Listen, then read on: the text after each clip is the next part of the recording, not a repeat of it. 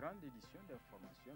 Monsieur, dame, bonsoir. Merci d'avoir choisi la télévision Dunia pour vous informer. Du retour des coupures d'électricité et de délestage qu'on observe depuis pratiquement 3 jours dans la ville de Niamey, entraînant ainsi des sentiments de frustration et d'incompréhension, voire d'inquiétude du consommateur lambda. C'est une circulation fluide et des conducteurs totalement à l'aise au volant de leur voiture. Page inter de cette édition. Voilà Hugo Chavez quand il s'agit de parler en public. Ces déclarations ont fait le tour du monde. Voilà, ici se referme ce journal.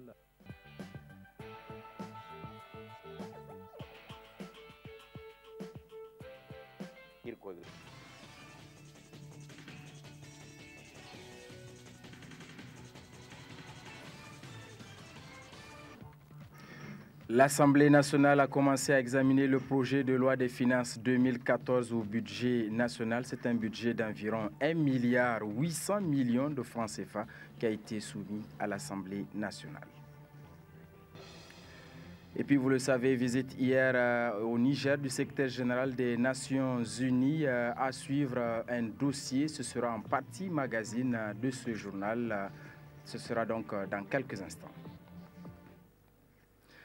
Mesdames, Messieurs, bonsoir, bienvenue à cette grande édition d'information. Avant le développement de tous ces titres, ce communiqué de presse suite au drame survenu dans le désert du Sahara qui a coûté la vie à 92 citoyens nigériens, dont des femmes, des enfants.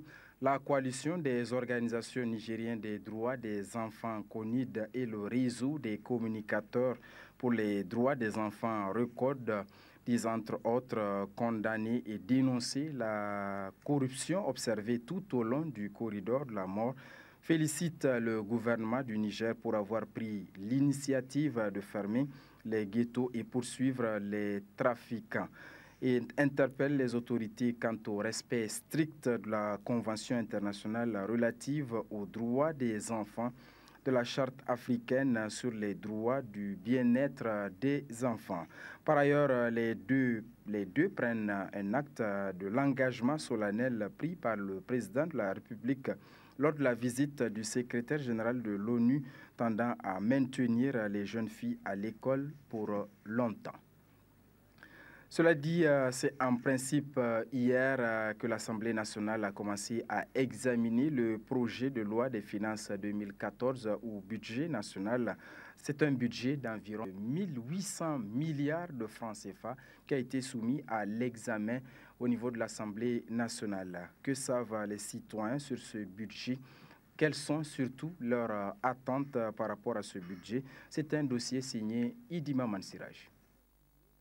Le budget national peut être défini comme l'ensemble des documents votés par le Parlement qui prévoit et autorise les ressources et les charges de l'État pour chaque année. C'est donc un acte de prévision et d'autorisation annuelle de perception des impôts et de dépenses des deniers publics. Le budget de l'État suit des règles précises de présentation et de vote. Ces règles permettent de retracer de manière lisible et directe l'intégralité des recettes et des charges de l'État. Pour l'année 2014, le gouvernement du Niger a établi un projet de loi des finances qui tourne autour de 1,8 milliard de francs CFA. Un projet soumis à l'Assemblée nationale apte à se prononcer sur le projet de loi de finances. Qu'en savent concrètement les citoyens sur le budget national, les procédures de son vote? Le budget, selon ma compréhension, c'est donc une programmation de toutes les dépenses qu'un pays peut envisager au courant d'une année. Un instrument qui permet la mise en exécution de la politique économique et sociale d'une nation. C'est ce qu'on établit, c'est toutes les activités qu'on devrait faire durant un an. Le budget national et les différentes dépenses que l'État établit sur les différents secteurs, pour investir sur les différents secteurs. A nan Nijar shine bidije wanda ake na yi ma 'yan ƙasa aiki. Mu talakoci ne gaskiya ba mu san bilje muna ji dai ana hodi manya suna hodi. Je ne connais rien du budget national. Nous avons eu écho mais nous ne sommes pas jusqu'à présent édifiés ou bien on n'a pas eu une sensibilité logique de la chose. En ce qui concerne le budget national, je n'ai aucune notion là-dessus. Au gouvernement de transmettre toutes les les dépenses qu'il va faire dans les années. Bon, le budget national, comme je l'entends et à mon entendement, c'est les recettes et les dépenses de l'État.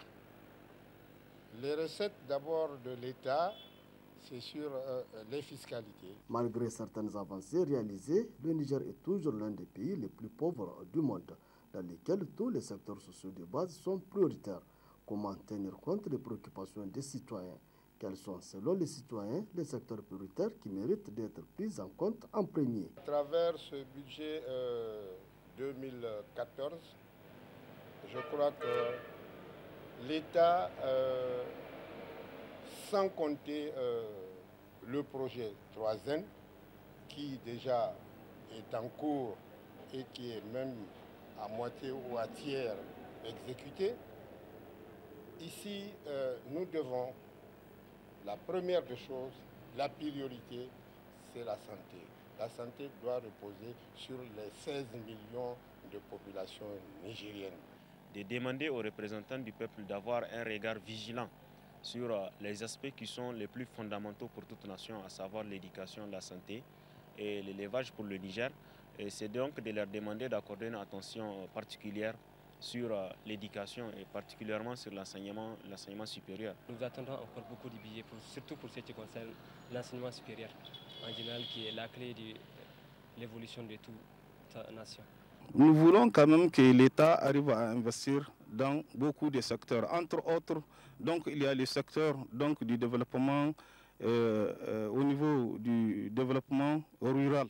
Donc particulièrement le développement des routes, des infrastructures. Je fais rappel pour investir sur l'éducation, pour investir dans le domaine de la santé, pour avoir le développement de notre pays. Wallahi wo birza don di sawari ga honkuna don di ga sawari ga sanisin ta da kaci igane imadan ninzar fondi ce kayantera fondi ce kayante kan gonan ninzar da kaci ima farmo gabandi a tausaya ma yan kasuwa kuma a tausaya ma talakawa ba mun ce wai an doke taxi duka ba a'a a diba ga ayi abinda mutane za su kuka a dan rage yanda abu zai shigowa. Je veux que l'État investisse dans l'éducation. Parce que maintenant, l'éducation, ça ne va pas. Hein. Premier acteur de la vie publique et politique, les citoyens se sentent-ils concernés par le vote du budget national? La majorité donc, de cette population n'est pas au courant donc, de cette information. Nous ne sommes pas bien informés. Vous savez, le Nigérien lambda, il a été toujours marginalisé et qu'effectivement tout se passe en haut et la base est moins informée. Nos préoccupations d'une manière générale ne sont pas prises en compte. Par rapport à l'année 2013, les prévisions budgétaires du Niger ont connu une hausse de 300 milliards de francs CFA. Une hausse qui peut s'expliquer par l'ambition qui nourrit le gouvernement à travers son programme de renaissance du Niger. Un programme ambitieux qui vise à conduire le Niger vers un développement harmonieux dans presque tous les secteurs vitaux. Cela dit, vous pourrez suivre également en partie magazine de cette édition le bilan de la visite de travail de 4 personnalités à la tête desquelles, vous le savez, le secrétaire général de l'ONU, Ban Ki-moon, un déplacement au Niger qui s'inscrit dans le cadre d'une mission conjointe. Ce sera donc en fin de journal. Le lycée d'excellence de Niamey a reçu ce matin un appui en matériel informatique de la part de la Fondation Orange Niger et de l'ambassade de France au Niger. L'objectif vise l'utilisation de l'outil informatique dans la formation des élèves. Ali Sissé Ibrahim Imran Maga. Ces 11 ordinateurs donnés par la Fondation Orange Niger et les 4 tableaux numériques offerts par l'ambassade de France au Niger au lycée d'excellence de Niamey viennent renforcer les capacités de la salle informatique et permettre un accès aux ordinateurs au plus grand nombre d'élèves. Le don fait par la Fondation Orange Niger s'inscrit dans la volonté de celle-ci de faire du numérique un outil d'émancipation et de développement. Conscient de son rôle et dans le cadre de notre politique de responsabilité sociale d'entreprise, Orange a clairement affirmé son ambition de lutter contre la fracture numérique et donc contre l'exclusion d'une frange de la population de cette révolution en marche. Nous souhaitons, d'ici la fin de l'année, équiper encore une dizaine d'établissements à Niamey, Maradi, Zender, Agadez et Difa. Chers invités, chers élèves, la révolution numérique est en marche. Les choses évoluent vite et avec elles les modes d'apprentissage. Orange et sa fondation travaillent pour que les outils numériques soient disponibles au plus grand nombre, qu'ils soient simples d'utilisation, porteurs d'innovation et porteurs de développement. Pour sa part, le proviseur du lycée d'excellence recevant les ordinateurs a relevé dans son allocution la grande utilité d'intégrer l'utilisation de l'outil informatique dans l'éducation et la formation des élèves. En cette occasion solennelle, la deuxième DIJAR, où le DG général de Orange Niger a tenu à faire le déplacement en personne pour honorer mon établissement en mettant à sa disposition 11 ordinateurs et 4 tableaux numériques qu'il me soit permis d'exprimer au nom de Madame la ministre des Enseignements secondaires, de l'administration du lycée d'excellence, du personnel enseignant, du personnel auxiliaire et des principaux bénéficiaires, c'est-à-dire les élèves que vous êtes, notre profonde gratitude à Orange Niger. Le don d'ordinateurs accordé au lycée d'excellence par la Fondation Orange Niger procède du projet Une école, un accès et concernera 7 établissements éducatifs répartis dans la ville de Niamey, les régions de Maradi, Zender, Agadez et Difa, et cela dans le but de contribuer entre autres à l'amélioration des conditions de travail des maîtres et des apprenants. Un mot de culture dans ce journal. Les différents responsables du Centre culturel franco-nigérien Jean Rouch ont animé une conférence de presse ce matin. Publié, le programme bimensuel des activités était au centre de cette conférence de presse. Dévoiler le programme bimensuel des activités du Centre culturel Jean Rouch de Niamey sur le plan culturel, artistique et des loisirs, mais aussi et surtout faire une présentation succincte des artistes qui vont se produire. C'est cela l'objectif de cette conférence de presse animée par les différents responsables du Centre culturel franco-nigérien Jean Rouch et concernant le volet production et conseil artistique à retenir ceci. En effet, 5 concerts auront lieu. Donc tout d'abord dans le style hip-hop et urbain, nous aurons le groupe Formal People qui présentera son nouvel album Cri du désert le 9 novembre à 20h30. Donc ce groupe mêle diverses influences telles que hip-hop, reggae, R&B. Et pour ce nouvel opus, il associera 3 pôles bororo au groupe pour mêler sans complexe, tradition et modernité. Donc toujours dans le style hip-hop urbain, nous aurons un grand concert pour la Saint-Sylvestre, une soirée urbaine et hip-hop qui aura lieu avec 2 grandes têtes d'affiche de la scène nigérienne, MDM Crew et Moustine Jazzy. Donc ce sera le 31 décembre à 22h. Toujours dans les têtes d'affiche musicales et dans le style musique nomade et blues touareg, Etran Finatawa, donc ici présent, viendra nous présenter son 5e album, Sahara Session, qui a été enregistré à la maison de disques anglaise World Music Network. Côté artistes et représentants des différentes firmes, le Festival international de la mode africaine FIMA est placé cette année sous le thème de la créativité au service de la paix en Afrique. Des 2 top modèles qui auront à représenter le Niger au concours top modèle qui aura lieu au cours du FIMA. Le FIMA sera présent au CCFN de Louvain avec une exposition des jeunes stylistes. Les jeunes stylistes, ils sont une douzaine qui ont été sélectionnés à l'issue d'un appel à candidature. Il y aura donc 12 stylistes qui vont exposer leurs produits ici donc au CCFN Jean Rouch du 20 au 25. C'est une exposition vente. Plusieurs autres créateurs, musiciens, artistes, peintres et dessinatrices industrielles se sont présentés au public et ont fait étalage de leurs œuvres. Les journalistes ont ensuite posé des questions pour avoir d'amples informations sur les contours de cet agenda novembre-décembre 2013 du Centre culturel franco-nigérien Jean Rouch.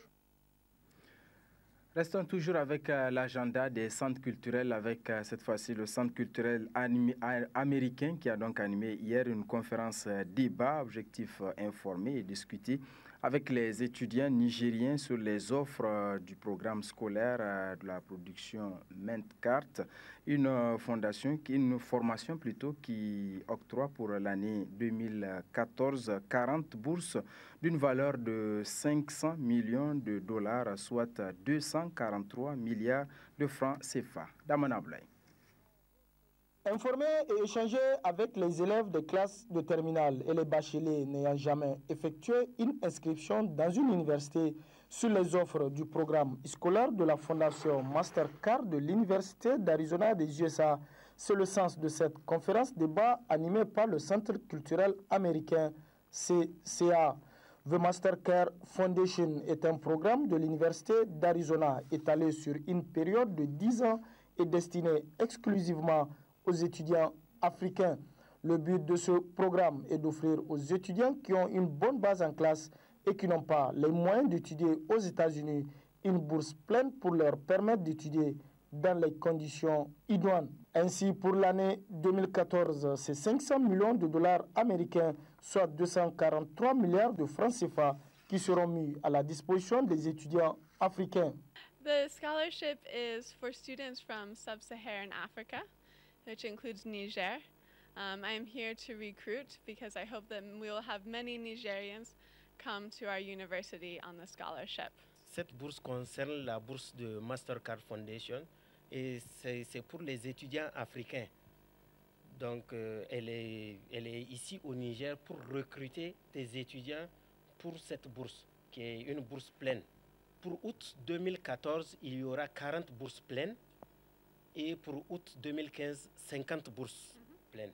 Le débat a tourné aussi sur les critères d'éligibilité qui sont entre autres être lycéen, ressortissant et résident en Afrique subsaharienne et les critères de sélection comme avoir des bonnes notes en classe, une initiative et un leadership. Elle est venue nous expliquer comment postuler dans l'université d'Arizona, State University of Arizona. Donc elle nous a expliqué les détails, comment remplir le formulaire, comment appliquer à la bourse d'études Mastercard Scholar et tous les paramètres nécessaires à l'inscription. L'avantage, c'est que la bourse, elle est pleine, donc tout est assuré. Dès lors que vous êtes pris, vous avez reçu, dès lors que vous recevez la bourse, vous avez tout à votre disposition. Les candidats, une fois retenus, sont pris en charge totalement par Mastercard Foundation durant tout le cursus scolaire. L'Université d'Arizona, c'est plus de 300 filières et 800 organisations estudiantines. L'Université d'Arizona, c'est aussi l'excellence, l'accès et l'impact. Activité des partis politiques, la coordination régionale de Zender, de la mouvance pour la renaissance du Niger, MRN, s'est réunie le mercredi dernier pour rendre publique une déclaration afin de saluer les efforts du président de la République dans la libération des otages français et remercier le chef du gouvernement Brigitte Raffini pour avoir effectué le déplacement sur Kanché dans l'optique de présenter les condoléances aux familles des migrants disparus dans le désert. La teneur avec Mohamed Salah, coordinateur régional MRN Zender. Premièrement, la MRN de la région des Zender s'est réjouie de la libération effective des 4 otages français enlevés au Niger à Arlit et détenus 3 années durant dans le Sahel, mettant eux et leurs familles à de rudes épreuves. Ces otages forts et heureusement sont libérés grâce au prix de tant d'efforts soutenus, à l'engagement inébranlable et à la détermination sans faille de son Excellence, M. Issou Mohamedou, président de la République du Niger.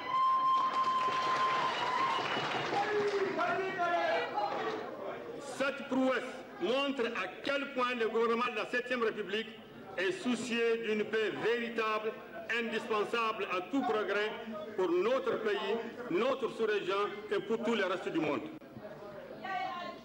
Cet exploit fort politique et diplomatique, œuvre de l'artisan, président de la République, M. Issou Mohamedou, que vient d'enregistrer notre pays, nous rend fiers à plus d'un titre et fait du Niger un pays épris de paix qui compte parmi les nations qui gagnent.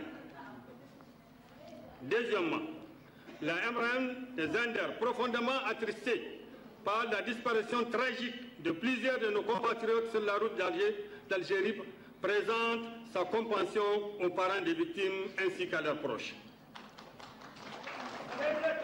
Aussi, la MRN présente ses condoléances les plus émues au chef des cantons de Kanché, à l'honorable sultan du Damagaram, au gouverneur de la région des Zender, au Premier ministre et au Président de la République. La présence d'une forte délégation conduite par le chef du gouvernement pour présenter les condoléances du Président de la République et du gouvernement a profondément marqué l'ensemble de la population de la région et particulièrement celle de Kanché. Cette marque de compassion des plus hautes autorités de notre pays à l'égard des familles endeuillées n'a laissé personne indifférent. Pour toutes ces raisons, la MRN de la région des Zender, plus que jamais soudée, apporte son soutien indéfectible et sans réserve au président de la République et à son gouvernement pour les actions multiples de développement qu'il ne cesse d'entreprendre pour le bien-être de nos laborieuses populations. Vive la MRN, vive le Niger, je vous remercie.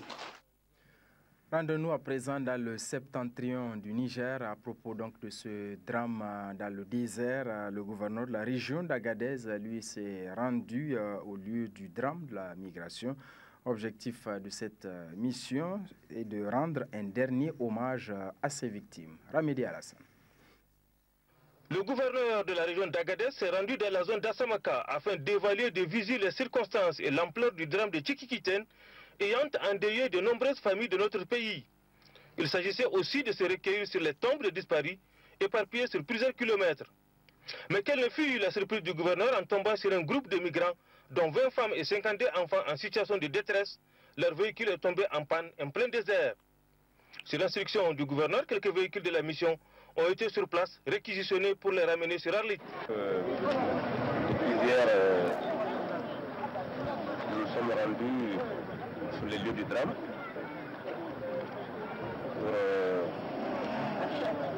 compatir et rendre un dernier hommage à nos compatriotes qui ont malheureusement perdu la vie pour ce drame.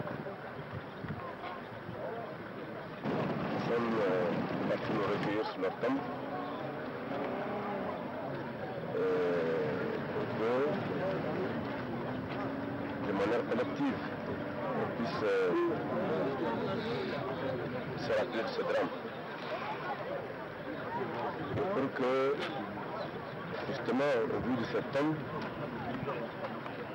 ça puisse interpeller nos consciences et pour que nous disions plus jamais ce genre de drame dans notre région, sur notre territoire.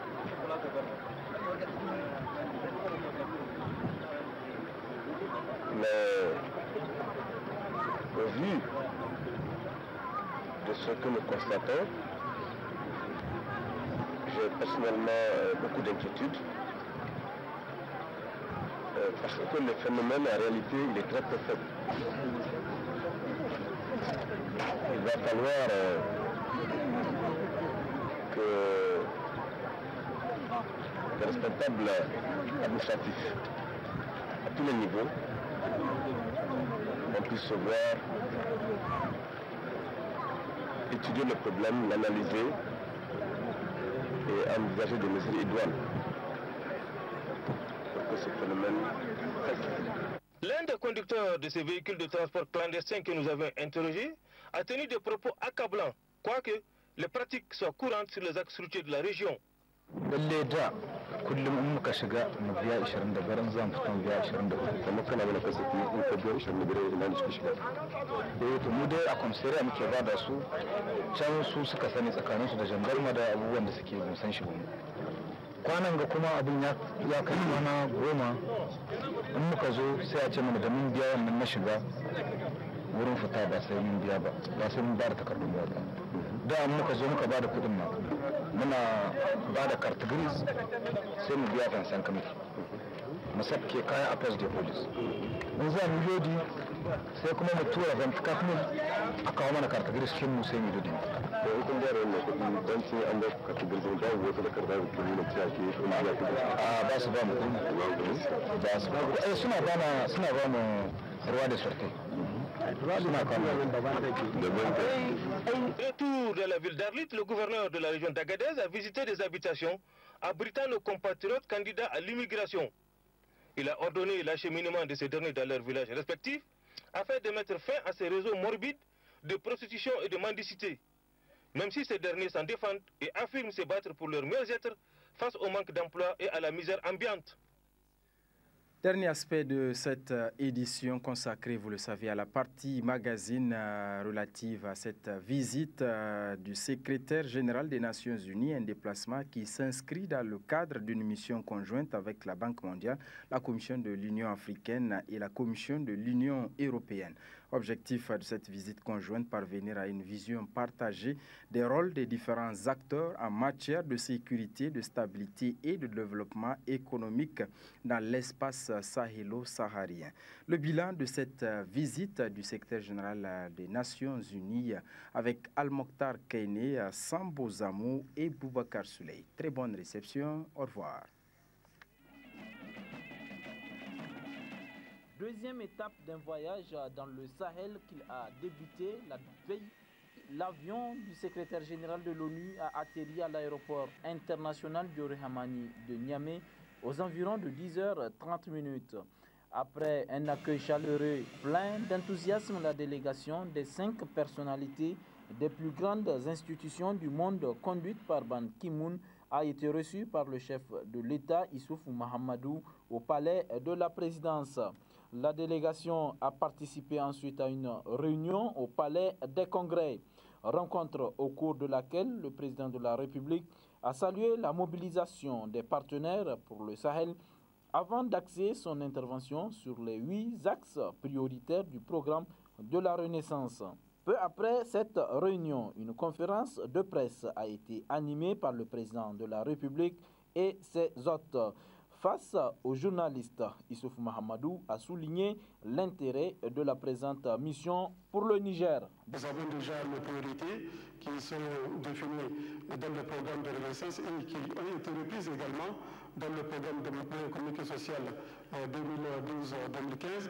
Et on espère que la mise en œuvre de cette stratégie permettra au Niger d'avoir accès à des ressources supplémentaires qui n'ont pas encore été annoncées à l'occasion de la réunion de Paris en novembre 2012 sur le financement du PDS.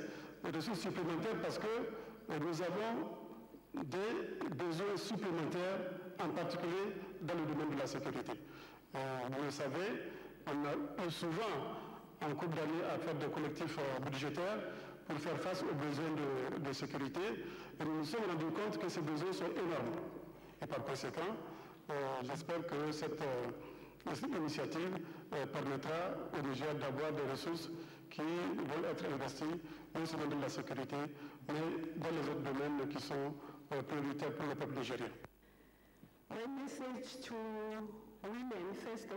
La présidente de la Commission de l'Union africaine, Nkosazana Dlamini Zuma, a elle axé son intervention sur le respect du droit des femmes.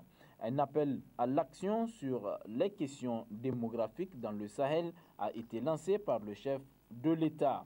La vraie richesse de tous les pays, en particulier ceux du Sahel, réside dans les peuples. La population des pays du Sahel est majoritairement jeune. Par exemple, 2 Nigériens sur 3 ont moins de 24 ans. C'est à la fois une chance et un défi majeur. C'est un défi majeur car ces jeunes doivent être nourris, éduqués et soignés. Une fois formés, ils doivent trouver des emplois. C'est une chance car il constitue un immense potentiel de production de richesse. Les pays du Sahel peinent à exploiter ce formidable potentiel car beaucoup d'enfants meurent encore avant leur 5e anniversaire. Et plus de la moitié sont malnutris. toutes les filles et tous les garçons ne bénéficient pas d'une éducation adéquate. Les pays du Sahel peinent à exploiter ce potentiel car les jeunes filles sont en but au mariage précoce qui mettent en danger leur vie et celle de leurs enfants. Certes, au niveau mondial, le Niger est depuis 1990 le pays ayant réduit le plus considérablement la mortalité infantile. Nous avons également réduit la mortalité maternelle. Nous avons fait aussi beaucoup de progrès dans le domaine de l'éducation. Cependant, il y a encore beaucoup d'efforts à faire. En effet, quand je regarde vers le futur, je constate que la génération de mes enfants sera numériquement 3 fois plus importante que la mienne. Cela signifie que vont s'accroître tous les besoins futurs, alors même que les besoins présents sont loin d'être satisfaits.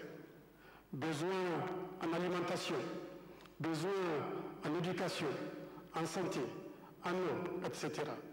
La main-d'œuvre grandissante doit donc posséder les compétences et les capacités pour être un atout en vue d'accroître la production de richesses, faire face aux besoins et à la compétition sur le marché international. C'est dire que nous devons créer les conditions nous menant vers plus d'opportunités productrices de biens, faire en sorte que, par exemple, la modernisation du secteur rural aide à atténuer la pression sur les terres, pression génératrice de conflits, et que cela accroisse la prospérité des Nigériens. En tant que père et chef d'État, je veux que nos enfants, au Niger et dans tout le Sahel, profitent des meilleures opportunités que la vie puisse leur offrir. Je suis convaincu que les autres chefs d'État partagent cette même vision d'un meilleur avenir pour leur peuple. Le bien-être familial est une aspiration profonde des sociétés en général, celle du Sahel en particulier.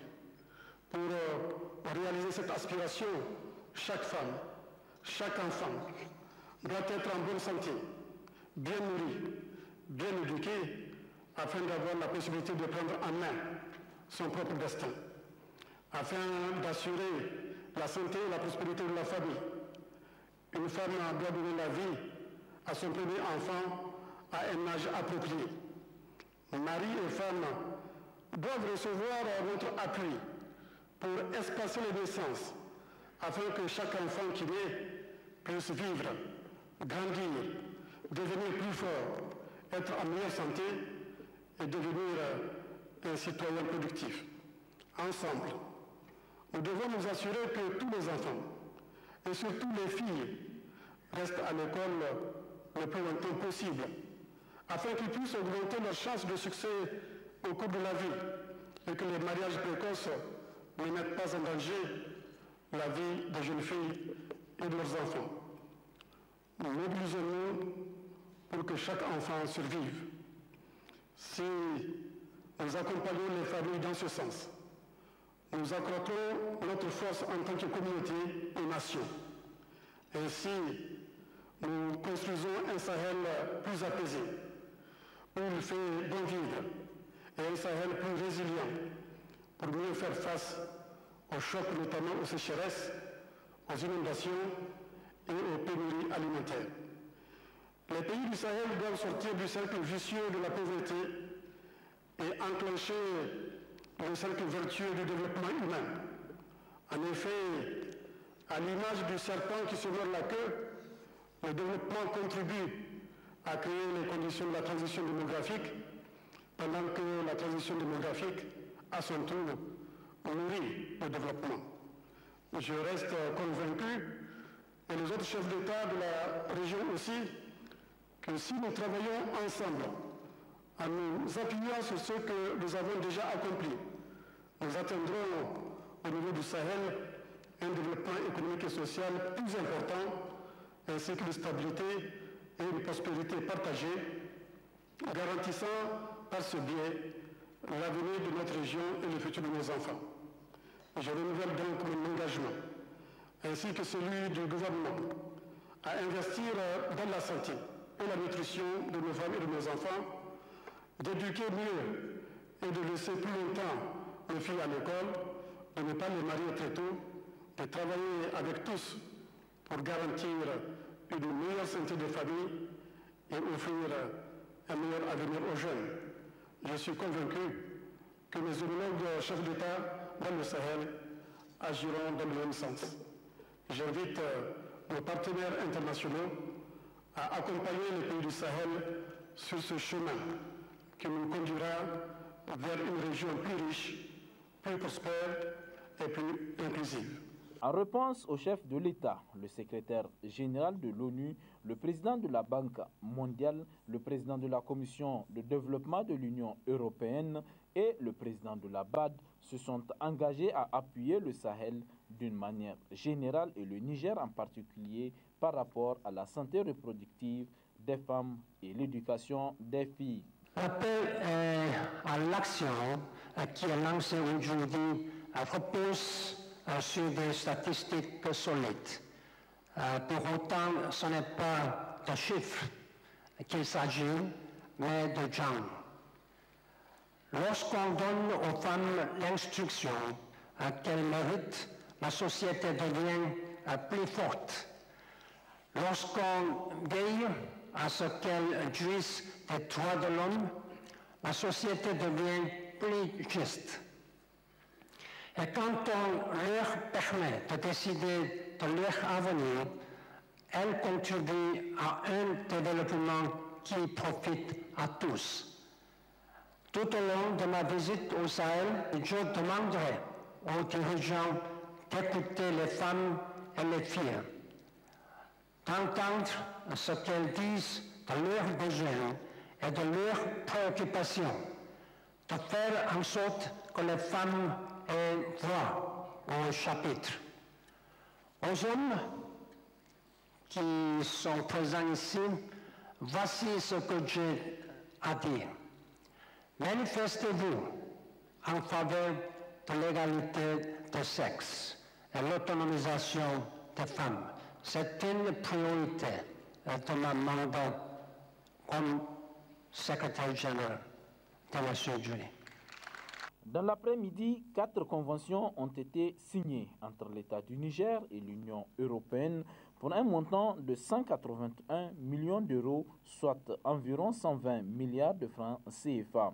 Cet appui est destiné au secteur essentiel des infrastructures routières et de l'appui budgétaire consacré à la santé et à l'éducation, ainsi qu'aux aspects fondamentaux de la stabilisation et du développement local dans un contexte marqué par des défis sécuritaires énormes pour le Niger. Le secrétaire général de l'ONU et les 5 chefs de la délégation ont ensuite rencontré le président de l'Assemblée nationale avant que chacun ne prenne la parole devant la plénière de l'Assemblée nationale pour affirmer la volonté et la détermination de son institution à aider le Niger. Chose appréciée par le président de la représentation du peuple qui a souhaité aux autres un bon retour dans leurs familles respectives. La délégation a quitté Niamey pour Ouagadougou, 3e étape de leur tournée en début de soirée.